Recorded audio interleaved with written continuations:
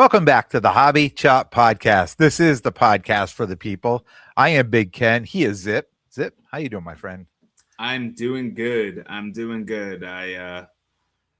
Busy week as it seems like it's been every week lately, but let's talk some cards. I'm excited to talk some cards. Well, I'm almost burnt out from cards. Yeah. The whole week getting ready for this Philly show, pulling out, dusting off all my Bowman U men's basketball cards, pricing them out. I've been ripping those hobby boxes for a year, cases of them, and I've just been putting the men's aside. So, whether it works or not, if I had any time of the year to sell them, this is it. So I'm putting them all out there, the autos, the number, the first bone, everything, whatever I got. It's all going to the Philly show, amongst other things, right? Yeah, the only thing I can say about hobby that I've done recently was on Sunday. I've talked about I buy collections and then you get amassed with cards that are sub $5, let's call it, that are really tough to sell. Shout out to Chris, Instagram and TikTok, all set 2424. He bought everything else I had. The remaining, it was this massive tote that I had picked up from acquiring a different collection that I put everything in here, and I don't know, it must have been like 80 to 100 pounds of cards that I just picked up. Probably like 5 to 7,000 cards, maybe more. I don't even know, but base, rookies, parallels, all that stuff. But he has like an eBay where he does all the scanning, where like he's a well-oiled machine. He has like 26,000 listings or something like that. Yeah. And he'll get them listed. And I flat out just don't have that time. I don't have it. And you know what though? If you have, and also I'm into all that for nothing at this point, considering what I buy the collections and flip what I do to make the money on the collections anyway. So for me, it was just like, I've squeezed as much of that lemon as I wanted to, and and that's up to him now to do so. But yeah, if you guys have stuff and you're in the tri-state area, tri-state. What are those three tri-states? New York, New Jersey, Connecticut. Okay, thought so. All right, if you're in the tri-state area, hit them up. Let them know it came from here, and I'm sure you guys will make a deal if you're looking to move that stuff. Yeah, I might have to hit him up after this weekend because I gotta say he asked me about. He's like yeah, Ken always talks about ripping all this stuff. He probably has like this stuff just amassed. I was like you have no idea. I was like, but you could have that conversation with him because I'm not who has two thumbs and has everything he wants. This guy. Yeah. He's gonna listen to this and be pumped. Gonna need a U-Haul for that one though. Yeah. So just getting ready for this show, as well as breaking out, going through my stuff to see like what I can sell now, what I want to sell now, what I want to hold now. And it's funny because I could go into the inner sanctum and go through and pick up a bunch of cards and then go back an hour later and be like, oh, this may be a good card. This may be a good card. And then next thing you know, I'm like, I only have 8 feet of table.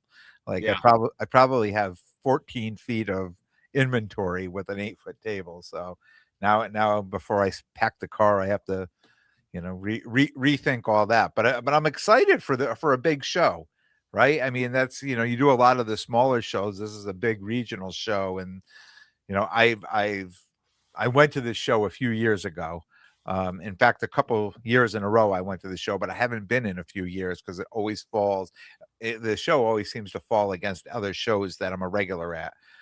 So I'm excited to be able to, change things around and get to that show and actually set up this time. Yeah. So I guess right now with everything going on hobby wise, what's kind of like what's a game plan for you at this point in time going into a show like that? Two things. Like I have two things on my mind now. One is to sell a lot of this stuff off that I've just been sitting on. saying all year. I've been talking about this, at nauseum, right? All year. Like, I got this, college basketball stuff. And when March Madness comes, right? So this is it. This is the It's time. March. It's Yeah, like March. everything. Like, give me a wheelbarrow, a It's U-Haul, Ken's whatever, Super Bowl, guys. This is Ken's Super Bowl. whatever, That's whatever. gonna be the title of the pod, I think. Ken's Super Bowl. And then being able to turn that money back into inventory of stuff Yeah. that I can acquire to, plan for the national, right? That I'll be filling my cases up with at the national. I mean, that's the goal now, and it's like that's the game plan. Selling off this stuff, taking that money, reinvesting into other things that are going to be in Chicago in July. Yeah, sounds good. So consolidating some of the college basketball. I mean, that would be the most of it, right? It's college basketball. And Yep. then I guess for people who are going to be there, what's the stuff that you'd be looking for then? Really just big names, right? Just big names. Like, I've got these Otanis that I'll be selling this weekend. You and I kind of talked about this earlier, that I'm a big guy about stay in your lane, right? Stay in your lane. If you know it, like if I know these things, I think I do much better selling it, finding it, buying it. Like, the profit shows up when you're buying, right? I mean, that's where you make your money, when you're buying, not when you're selling. And my thought always is, if I don't know that lane and I don't know that product and I'm not buying well, then when it comes time to sell it, I might as well not even have bought it if I can't make the right money. If I'm not buying it at the right price to sell it. So, certain lanes that I'm in, I know what time of year, what to buy, how much to pay for it, that type of thing. But then when you get out of your lane, it's like, oh, like that's what makes me nervous. Right. So, I dipped my toes in the Otani market. I liked it. The water felt really nice. A lot of people who have enjoyed their time in the Otani market. But it was that time, right? It was the perfect storm for that. For me to do something like that, and somebody else who had a bunch of these to move, that needed the money, was working on something else, right? It worked out perfectly. I was able to provide them with the cash they needed and end up with these cards, and so things like that just seem to work out. When they do work out, they work out well. But now, moving forward, do I look for some bigger football cards? Do I look for some basketball cards? Do I dip my toe back into that water and for maybe looking at, LeBron James or Curry or, anything like that, Michael Jordan, and I have a few people who've been in my ear saying vintage, vintage, vintage. Like, that's what you need to jump on, like, learn that market, learn that vintage market. Like an autographed Bellingham Ken Griffey Jr. card. well, we know who's got one of those. He's got several of those. Yeah. But also, it is really cool. That's Rookie of the Year. Shout out Michael. Like always, we love him. Yeah, man, that's awesome. That's exciting too. Because like you're going to this big show, and it almost feels like everything now, because National is what? It's July, so it's 4 months away. It's not far at all. It's not long at all. It's not long at all. And it's just like all these shows you're doing are really like that's the big part of it. Like it's great. You're gonna go to the show and enjoy it and all that, but like everything's kind of gearing up for that. Yeah. Yeah. So that's interesting. That's 100%. really interesting. Yeah. And spending money well too, right? Like, not just jumping into breaks hoping to hit big things, but to go out and actually just invest and buy the cards right now. I mean, that is really the game plan too, is just to buy the cards and stay out of that that lottery market. Yeah, absolutely. Because like I mean, I feel like everyone knows this, but it's just like if you would avoid opening any not you as Ken, but the general you, like you don't rip anything and say you were going to spend X amount of money on what, like say you're going to spend a couple grand on a case of some new product. well, what's the card you really want out of there? It could be less than what you were even going to spend, and Yeah. then you can grade it and make even more money. It's just, it's obvious, it's right in front of all of our faces, but the dopamine hits of opening, and it's enjoyable. And then I feel like this is the biggest part of the hobby, at least that could be a struggle, is deciding when it's a business and deciding when it's a hobby. And ripping is like a real tough part of that, to call it a business or a hobby, because it's gambling. Like, it's just gambling. Yeah. You don't know what you're getting. So Yeah, it's like a sport, right? It's like it's like it's a hobby, but it's like a sport ripping. Like you're really paying into into play that game and hoping for the best.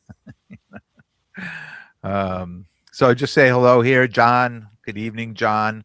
Spike. Spike says, hope to profit enough to cover the tables. Yeah, I hope to more than that. yeah, I was gonna say, and yeah, because is it a 2-day show? 3-day. Oh, okay. So you're getting you have a hotel, I assume. Yep. Yeah. You to get a cheesesteak. That's what see. Like, if I was going, that's what I would care about. Yeah. I would care about where's the Philly cheesesteak. That's what's the spot that I need to go to. Yeah, I mean, I'm sure they sell cheesesteaks, but we're not in the city. You're outside the city, so it's I mean, I got a deep dish pizza when we were in Chicago. When we were in what's that? It's not Chicago. What is it? Rosemont. Yeah, when we were in Rosemont, I got a deep dish pizza because I was out there. Like, funny story. Like I know what a deep dish pizza is, right? But when we was 2023 Chicago National, there was like 6 or 8 of us in the room. And they're like, "Oh, we need to order pizza," So they ordered like 3 or 4 of these deep dish pizzas, and the guy showed up at the door. He handed the first one in, and I grabbed it. I was like, "Oh my god!" Yeah, dude, this thing weighs like 7 pounds. I think I bought a deep dish pizza, like, because it was just me where I was staying, and I think I ate it for like 3 days. Yeah, like maybe more. I don't know. It is so heavy. It is like, because like around us, it's the pizza so thin, you'd get like that many pizzas and it would be fine. But you guys probably split like 2, and you guys probably felt terrible. Yeah, we're used to New Haven with thin crust. Right? It's the beyond thin of thin. Yeah. So looking forward to this show. I think it's going to be phenomenal. I mean, we've seen what he said. The cardboard collaborative. I'm always laughing. He always makes me laugh. The casserole disguised as a pizza. Yeah, I mean, we see all these shows that are going on right now, that there's just unbelievably packed with people. Like the foot traffic through these shows is just insane right now. And it's reminding me back, like at COVID or just after COVID, when shows opened back up again. When I started setting up, that all of a sudden the doors would open, and the next thing you knew, it was like 4:00 in the afternoon. That it was so busy all day. The day just flew by, and it's starting to remind me of those days again. And so, are you seeing new faces then? Yeah, I mean, it depends what shows you're going to, right? So, like, if I get in the car and I travel to a show, I drive a couple hours or an hour and a half or something like that. Obviously, I'm going to see a bunch of I'm going to see some familiar faces, people I know, but I'm going to see new faces. Every time I go to a show, I always see new dealers, right? I see new people who are like, oh, they're first time dealers, or they're just started setting up, or maybe I just never have seen them anymore. But I mean, you see in our chat, it's almost daily now, stuff popping up about new shows, and a show here and a Friday night, and now there's a Wednesday night show, and there's this show and that show. It's like, I mean, I know, and it's Connecticut. It's one of the smallest states. Yeah. Everyone's got to chill. Everyone's got to relax. So you don't need that many shows. Yeah. It's ridiculous. It is so ridiculous. It's like any day of the week you can find a card show here. Yeah. It used to just be weekends always, and now it's just whenever. And I message with people from other states that say they can't really get to shows because it's 2-3 hours away. 2-3 hour drive to get, the closest show, and it's only like once every couple months or something like that. And I think to myself, oh my God, like I couldn't even imagine. Like any Saturday or Sunday, I could wake up and be at a show, sometimes 10 minutes and sometimes an hour, but I could be at any show. So I guess I'm very lucky, or or I am, because you don't get out to shows anymore. But Yeah, yeah, it's so funny because like I remember when I was doing the shows, like I'd be set up at shows with you like every weekend. Maybe not with you, but at the same show, like right, like every yep. weekend. And I remember thinking then, like, how do people like do anything in the hobby without shows? And like I used to Yeah. think that, and now I'm basically doing that more than I've ever done. And I'm like, oh, I get it. But it's so different. It's not as social. It's Yeah. not as social whatsoever because at least, well, you don't have those in-person interactions that are great or sometimes terrible. Yeah. But you get your own Facebook trolls all the time. So it's its own beast. But yeah, Yeah. it's a totally different perspective on it now. Cause like for me, like the involvement in the hobby from my perspective, I really just get a pulse off of what you and Bill and Billy and Zwiddlebug, like what they say of like Mm. whatever it is, which is its own perspective in itself of that jumble of perspective. So yeah, like I don't know. Nothing's changed for me, Ken. That's what's. Yeah. I'm glad it's cool for you, but like Yeah.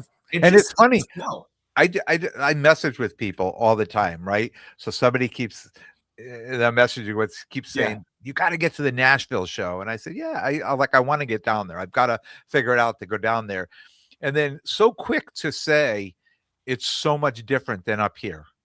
Mm, Like when you go to some of these other shows, like and a lot of because I do my solos always based on shows like yeah. this Yeah. this Philly show, everything I talk about. So a lot of it becomes like hearing the same types of stories. When they say you come down here, like there's a lot more collectors and a lot Mm, less people that are running to one table to buy a card and running to another. So I don't know how true that is, but the selling and the sales are different.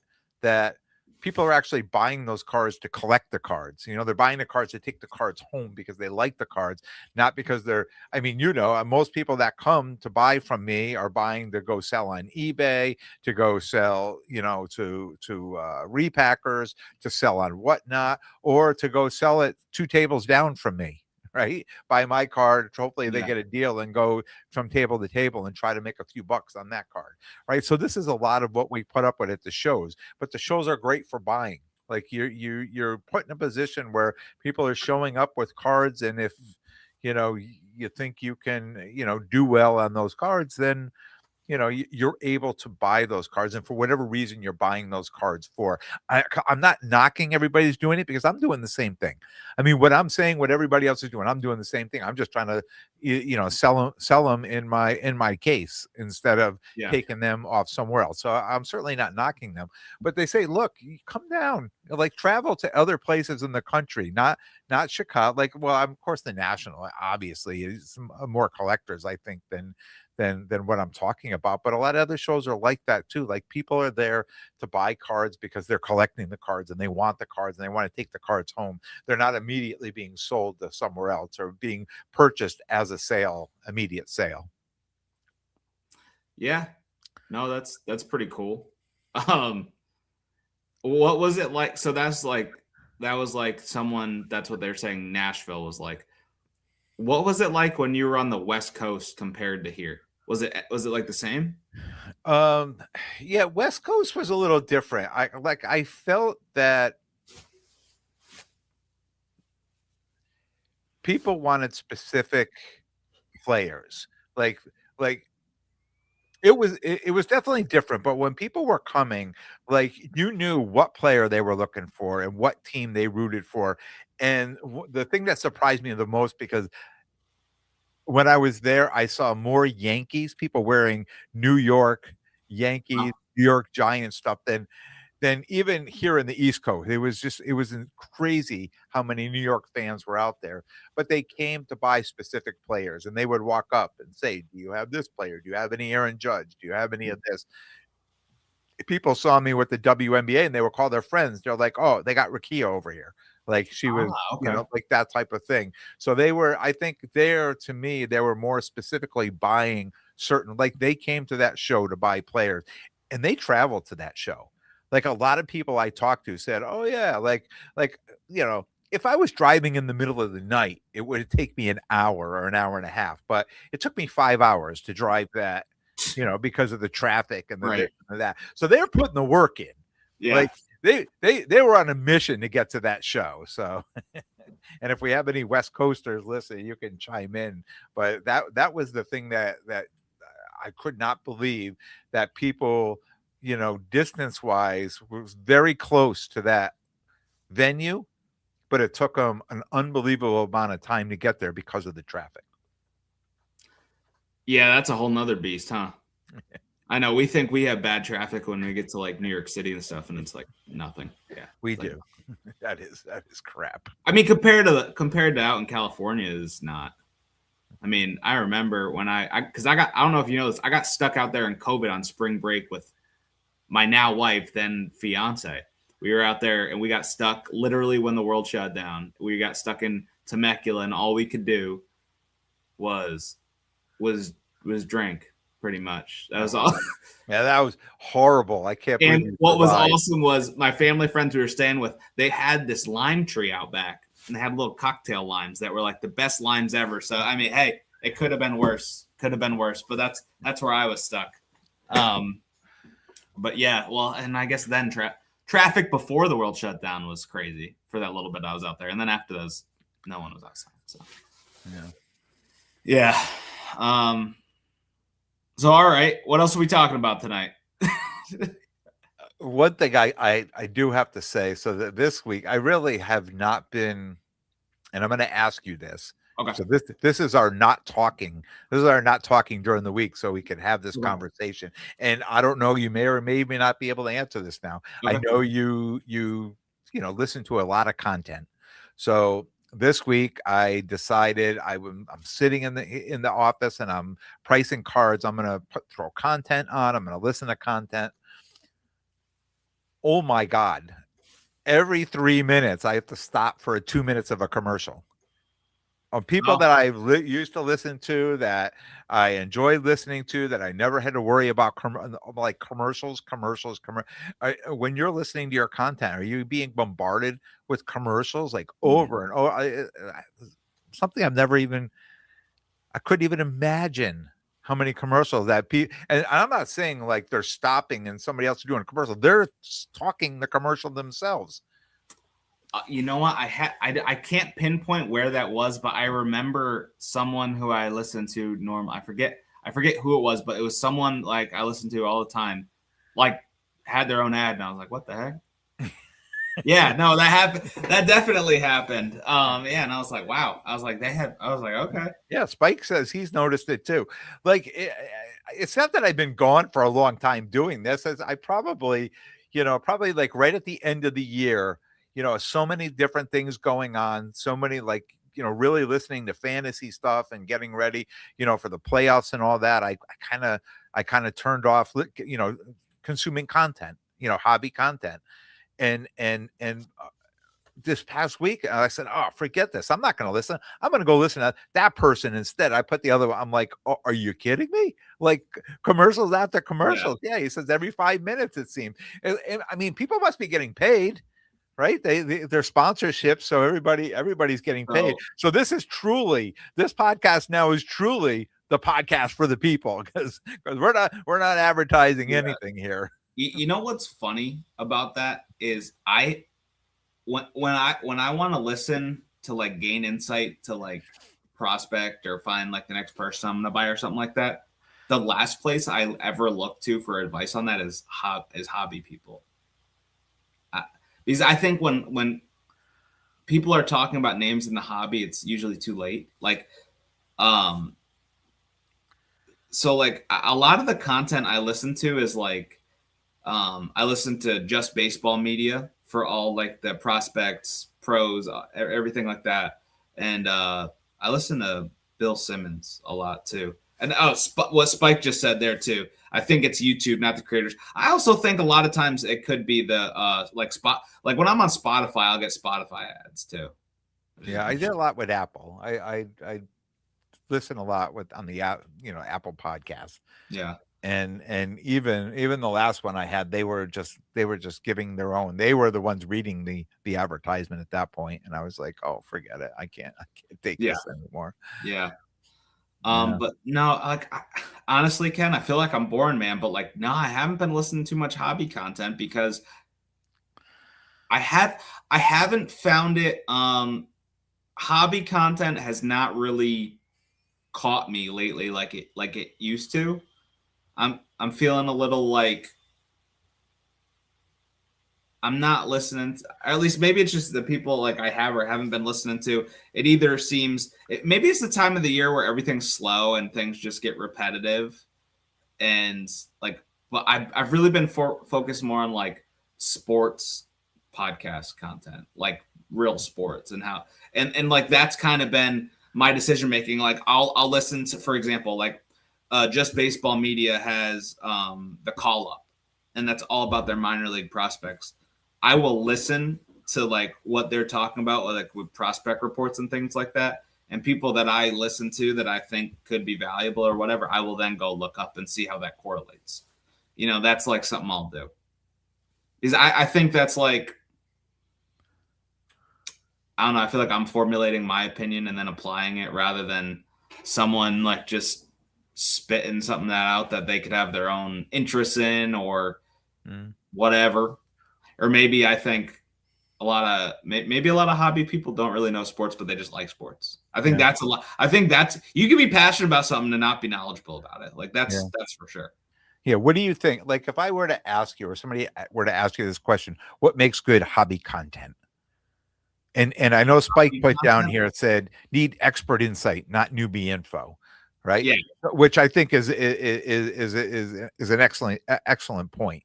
But what if somebody had asked you what makes good hobby content, what would you think? What would you say? What would your thought be on that? My what I would say to that is I think it really matters about the listener. So like what good hobby content for me may be different from you. And that's important because like right now I have a very like condensed small PC. Like I'm getting another PC card back in from grading that I had bought like a while ago, that Bowman's Best Gold Roman Anthony auto.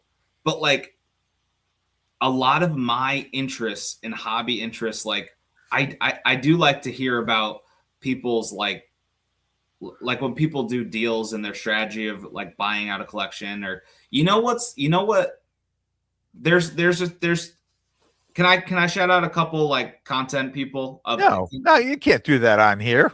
That's this would explain like what I like I listen to you all the time, and I like how you give your own perspective on the card shows and how they and you talk through the deals, and I like the storytelling aspect of that. Okay.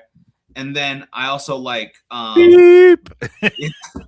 well, I mean you'll get this. You know Chasing Cardboard.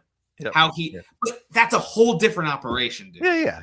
Like that's so different. Is like he's American pickers / Pawn Stars of the hobby going on because you get the whole story of him going on the road. Then you get to meet the people who have all this collection and they have this, and he talks about what he goes through, and he gets a great price, and now he breaks down and then negotiation and all of that. It's super in depth. That I'll always watch that if I'm like taking a lunch, I'll throw that on. And then another one that I really like is also in the Just Baseball Media podcast. It's called the Sports Card CEO, and it's 3 guys that are CEOs of their own companies. They're huge into Bowman baseball. They're very, very big into it, and they break down how they're buying, why they're buying, what they're buying, and they have a really good like like they have a good camaraderie between the hosts, and they also, dude, they have like Mike Trout on. They've had like huge names, and like so they bring that into, but like ultimately for me, what brings in good hobby content for, again, just for me, is like I like that storytelling aspect to all of it. Is like it doesn't really matter what level it is or where anyone's at. Like another person is like Carrie. That we've had on American Arbitrage, where a lot of his content is digging through the dollar boxes. But like when he's picking up a card, he'll be like, "Oh, I'm buying this because of da da da da da," or it's like, "Oh, look at him! I remember him. He's a no name from the '80s or '90s for my Utah Jazz." And he, in a weird, I like the storytelling aspect of it. Like I used to enjoy watching the big like the clickbaity, $50,000 spent, but it's like it's really just writing numbers on Sharpie, and there's on like a card, 18 of those dropping a day. right? And it's just like how it's the same thing. It's different cards, but it's the same thing, And so I like there's a little more depth to them, or storytelling, or background info. But that's I agree with you. A good truthful story, things like that. And I just like to hear like success stories too. I like to hear, people who took a chance and wanted to do something and it worked out, right? However it worked out for them, it worked out. I think those are the things I like to listen to too. Yeah. I can't listen to anybody telling me you gotta buy Cooper Flag right now. If you don't, you're getting like I don't need any of that. I don't, and maybe that's why I stay in my lane too. But I like to make my own decisions, or I do have people I trust in when I talk to, and I also don't like when people like there's like no humility, like they're not humble. They like people that are gonna like just talk about something as it's a fact, rather than like, I feel like a lot of times I'll almost walk back things I say, even if I have like certain conviction about them, or I'm like, or I could be wrong. Like it's because like if I'm not at least having that humility or like awareness that like what I'm saying like couldn't just be completely wrong, and then I'm putting it out there, it's like that's not okay. Like especially if like I had some vested interest in some like crazy market or cards, like like for example, like with Michaela Blake's, we had both bought in on a lot of her stuff pretty early. Who's that? Exactly. Who's that? No one freaking knew. And now everyone knows. Okay. Yeah. And it's just like, when we were talking about her, it was always like a conversation that we had was like, well, she's in a small market college for women's college basketball, Vanderbilt. And I was like, well, she'll have to do something pretty crazy, even though we felt she could. Like she really still had the odds stacked against her to get where she's at. And it's just like, I think we always made that aware of like, it's a niche market. She has the odds stacked against her. But if you believe her, okay, let's try it. And it worked out. I think I really don't even think it could have went better. No. And I'll tell you, I'm going to call it now. I've already said this to you too.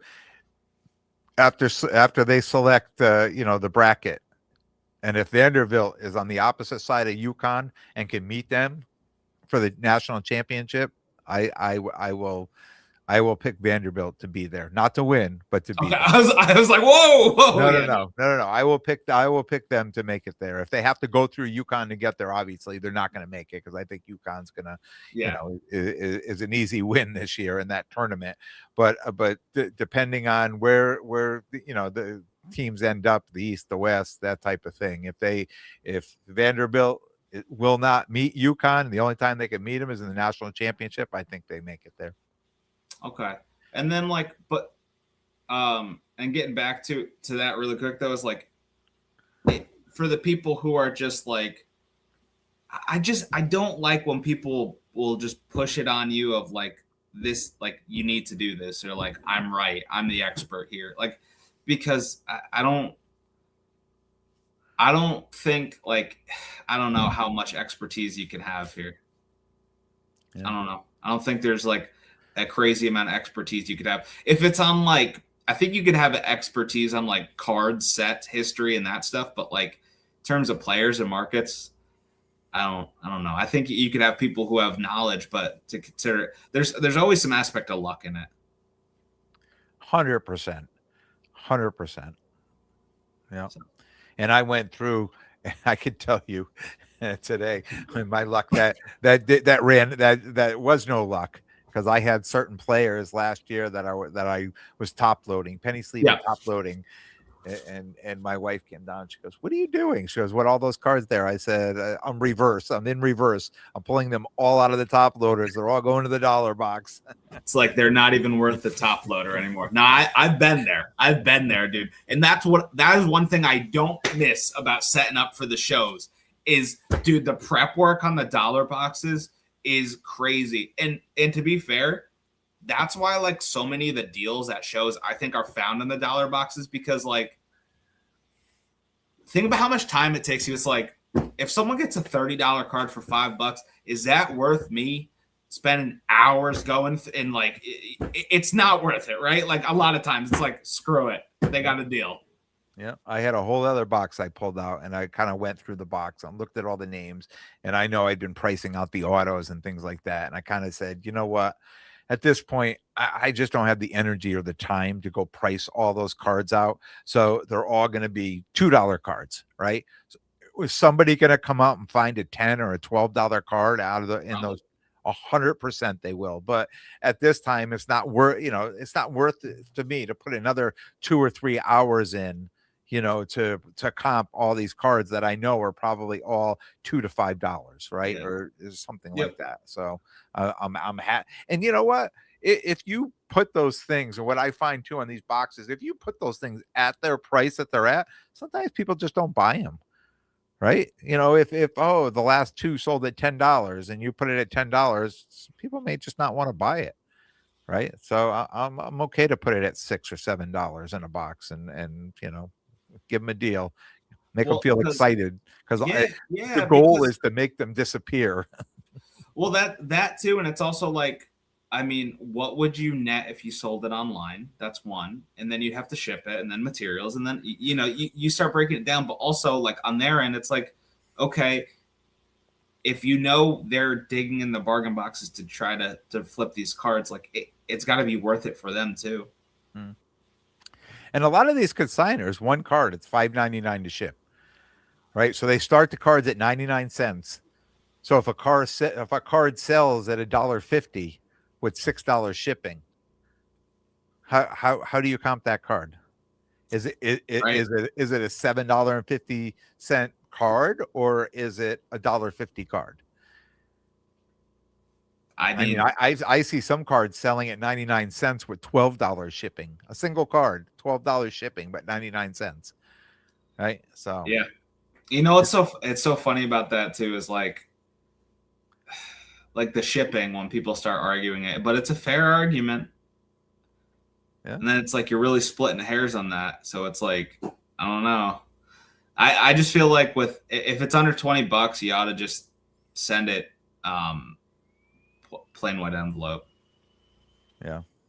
Then you lose something to cost of doing business. But also, I think there's like I know there is. I don't know what it is, but I know there is. There's like something where you can have what do you call it? You like if your plain white envelope card gets like lost in the mail, like eBay will like reimburse you somehow. I don't know what it is exactly, but there's something for that. I almost think that's a bit of a scam, because I've ordered cards like that and they never show up. And I've ordered other things that just never show up. And immediately after a few weeks, as soon as I'll message them, I'll be like, hey, what's going on? Did you ship this card? Oh, you didn't get it? I'm going to refund you, and I'll get it back from, like, immediately. They go right to the refund. Right. And I'm like, well, maybe they never shipped that card. I have no idea what's going on. Immediately they're refunding the money, and there's no argument, which on my end, I don't care. That's fine. Like, I'm happy that you're going to give me the money back, but was I part of your scam? Like, I hear you. What would the scam be? What would it be? Well, one of them was redemption, an unused redemption, right? I'm going to send it. It's in the mail, and after 3 weeks, the card didn't show up. And as soon as I said, "Hey, did you ship this? I didn't get it." "Oh, you didn't get it? I'll process a refund. I'll get a refund from the post office." Like immediately, they were just getting a refund from the post office. So did they, just I don't know. keep it and redeem it themselves? Like I don't know. It just seems so strange that You know like if what? I I'm not an if I expert in sold you a fraud. redemption and I mailed it to you and I know I mailed it and you're 3 weeks later you're like I didn't get it, I'd be like, really? Are you sure? I Yeah. mailed that thing. Why didn't it get there? We got a couple comments. One to this is the Cardboard Collaborative says there's insurance with the eBay standard envelope. So, okay. And then Lambo Field PC. Hey, fellas, love the show each week. Thanks for checking in, Lambo. Yeah, thank you. Yeah. So there's insurance with the eBay standard envelope. So what happens if you just never send it and you say you did? So then I guess you get that money, huh? I guess it's that You get to simple. keep the card and the money. I guess we figured out the scam pretty quick. Wow. Yeah. Brilliant. We're going to have to put the headline on. Thursday Night Live, eBay scam. Scam investigated and discovered. Yeah. Cardboard Collaborative. Are you going to Philly this weekend? I know they used to make a weekend out of that show. Oh, you know what's funny? He says I cracked the code. we got for Christmas this year. My mom got us, and by us, my son. It's like the Sesame Street world that's like by Philadelphia. It's like a whole Oh, you know what I'm talking about? Yeah. So we have that. We have that to go to. So he's going to be there. Well, come visit me. mm-hmm. He always picks up the coolest things. He does. He has a good eye. Yeah, guy has a good eye. Such cool things. Yeah. And good prices too. Yeah. Yep. Yearly trip. That's what I'd like to hear. Yeah. Well, Ken, you got anything else to say right now, or we just have a short one this week? Yeah, I think we're just going to do a short one this week. I'm telling you, I'm tired. I still got a lot to do before I get going tomorrow, and I'm going to have a ton of content next week for sure. Oh yeah. I'll try to get out from under my rock to like bring something next week. I've just been. I mean, it's not fun to just talk about like, hey, I've been selling this card at auction. I've been selling it. Like that's all I'm doing. So yeah. We don't want to hear about all your wins. I mean, you got to come up with some L's. We need to hear some of the L's. I'll try. That's right. There is none. No, there's definitely L's. There's definitely L's. Yeah. Oh, while I'm waiting for the grade, I'll leave us hanging on this one to figure out. Oh, wait. No, never mind. That's not that. I was gonna say maybe it'll just happen right now. I have a gold Otani from Cosmic, the light speed, and I've been. You'll relate to this with your page downtown. I've been watching the Pop Report. So when I first sent this card out, there was one PSA 10. That was it. And now since then, there are 5 PSA 10s and 1 PSA 9. So you don't know which one. I swear to God, if I am the 1-9, there's an 83% gem rate. If I'm the 1-9, there's an L. We're going to hear an L. I'm going to grab a card. I'm going to share one card.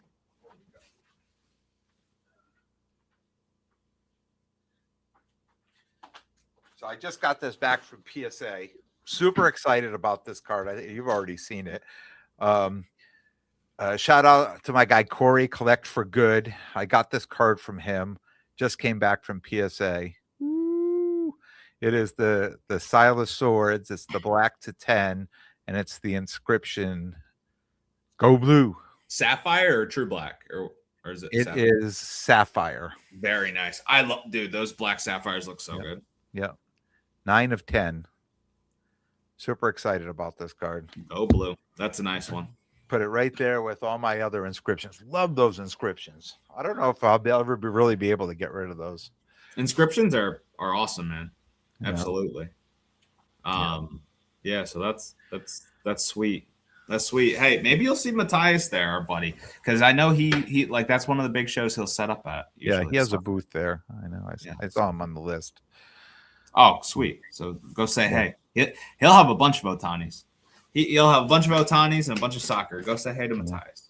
I actually broke out some soccer. I got some soccer out. I do the Danbury show, Bill and Billy's show, and there's one guy that comes to the show all the time, and I always have Trinity Rodman in there, and he always says, "Do you have any men's soccer?" So that show was last weekend. So I grabbed I had like 4 or 5 soccer cards. I grabbed them, repriced them, and I had them in my case. And sure enough, he didn't show up. He didn't show up at that show.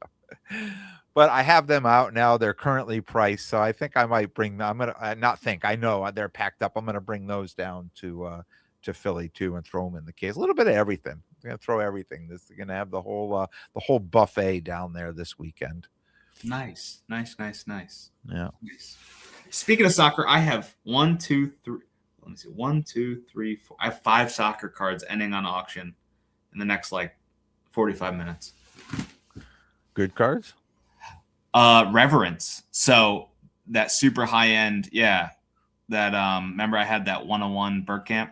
So what's cool about this is they're kind of thicker cards too.